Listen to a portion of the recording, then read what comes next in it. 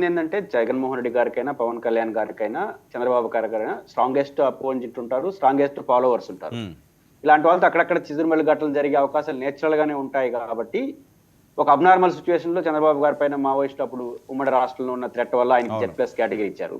కాబట్టి కొన్ని రాజకీయ పరిణామాల్లో పరిపాలనలో తీసుకున్న నిర్ణయాల కారణంగా కూడా కొన్ని అపోయింట్ గ్రూప్స్ వస్తాయి, రాజకీయ కక్షతో వచ్చేవి ఉంటాయి. కాబట్టి ప్రభుత్వాలు ముందు జాగ్రత్తగా ఎమ్మెల్యేలకి అందరికీ ఎందుకు గన్మ్యాన్స్ ఇస్తారు? థ్రెట్ ఉంటుంది, ఏదో ఆ థ్రెట్ ఏ స్వభావం ఎలాంటిదని కుట్రపూరితంగా ఉంటుందా, ప్రభుత్వం చేస్తున్నది డిఫరెంట్ ఇష్యూగానే ఉంటుంది. అయితే జగన్మోహన్ రెడ్డి గారి భద్రత విషయంలో ప్రభుత్వం వ్యవహరిస్తున్న తీరు బాగలేదు. ఇప్పుడు బయట హోంమంత్రి గారు ఏం మాట్లాడతారు? ఆయన after all Pulivendula MLA, 1+1 gunmen ఇస్తే సరిపోతుంది అంటారు.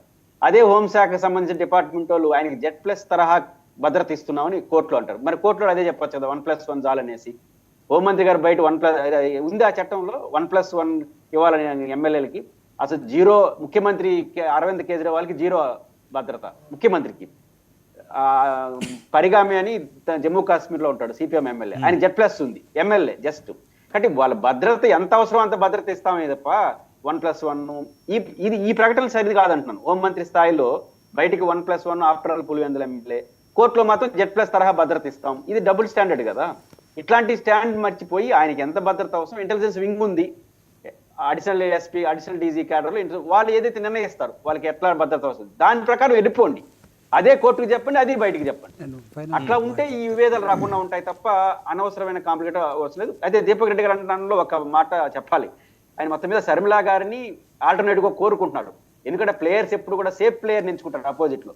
స్ట్రాంగ్ ప్లేయర్ ఎవరు కోరుకోరు కదా. ఇప్పుడు జగన్ గారు స్ట్రాంగ్ ప్లేయర్, శర్మిలా గారితే సేఫ్ ప్లేయర్. ఎందుకంటే శర్మిలా గారు ఆల్టర్నేటివ్ కావడం అనేది ఇంపాసిబుల్. ఎందుకంటే రాజశేఖర రెడ్డి గారిని ప్రేమించేవాడు ఎవడైనా తెలుగుదేశాన్ని యాక్సెప్ట్ చేయడండి, ఫ్యాక్ట్ కదా. రాజశేఖర రెడ్డి గారిని ప్రేమించేవారు తెలుగుదేశాన్ని యాక్సెప్ట్ చేయరు. శర్మిలా గారిని లేస్తే తెలుగుదేశాన్ని 40 తిట్లు తింటే జగన్ గారు 60 తిట్లు తిడుతున్నారు. ఇప్పుడు కూడా ఓడిపోయిన తర్వాత, అధికారం ఉన్నప్పుడు తిరిగితే నేను ఒప్పుకుంటా, ఓడిపోయిన తర్వాత కూడా మాట్లాడుతున్నారంటే రాజశేఖర రెడ్డి వారసులాగా శర్మిలా గారిని ఎట్ట ఒప్పుకుంటారండి? తెలుగుదేశానికి స్ట్రాంగెస్ట్, జగన్ కన్నా పవర్ఫుల్ గా శర్మిలా గారిని తెలుగుదేశానికి వ్యతిరేకంగా పోరాడితే అప్పుడు శర్మిలా గారిని ఆల్టర్నేటివ్ అవుతారు. బస్ దీపక్ రెడ్డి గారు రేపు నుంచి ఆ సలహా వారికి, మీరు మాకు వ్యతిరేకంగా బాగా ఫైట్ చేయండి, అప్పుడు కానీ జగన్ వ్యతిరేకంగా మీరు ఉంటారంటారు తప్ప ఇట్లా ఉంటే శర్మిలా గారిని ఎట్లా ఆల్టర్నేటివ్ అవుతారు? ఇప్పుడు సార్, ఇప్పుడు అంటే మనం ఇది జగన్మోహన్ రెడ్డి గారికి థ్రెట్ ఉందా, లేకపోతే ఆ థ్రెట్ ప్రభుత్వం Z కేటగిరీ ఇస్తే పోతుందా, ఇదంతా కూడా నాకు తెలిసి థ్రెట్ ఉన్నా లేకపోయినా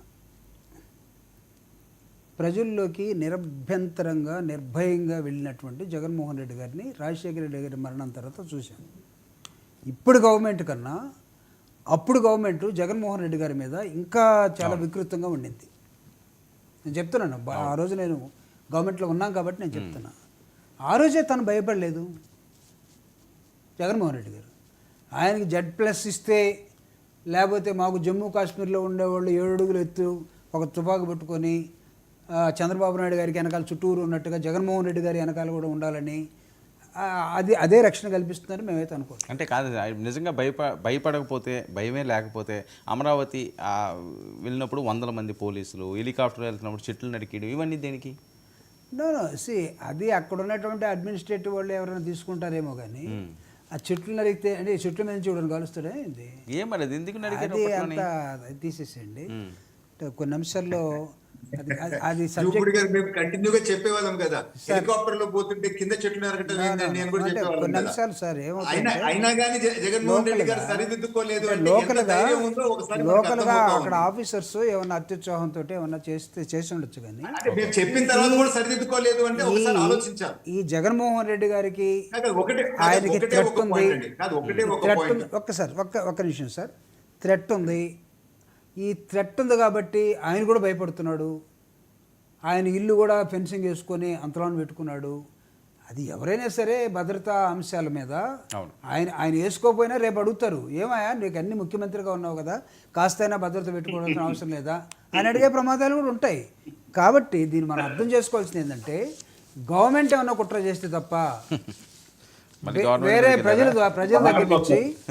దగ్గర నుంచి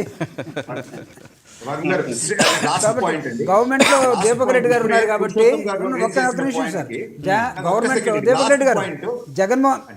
దీపక్ రెడ్డి గారు గవర్నమెంట్ లో ఉన్నారు కాబట్టి నాకు తెలిసి వాళ్ళు కూడా అలాంటి కుట్రలు చేయరని, ఓకే. ప్రజల దగ్గర నుంచి దీపక్ రెడ్డి ఎలాంటి గారు threat చెప్పండి. ఉండదని, మేము జగన్మోహన్ రెడ్డి గారికి threat లకు చెప్పండి. భయపడేవాడు కాదని. Last point ఇప్పుడే పురుషోత్తం గారు చెప్పినది, జగన్మోహన్ రెడ్డి గారు ఈ రోజు స్టేటస్ ఏంటంటే ఆపోజిషన్ లీడర్ కాదండి, కేవలము పులివెందులకు సంబంధించిన ఎమ్మెల్యే.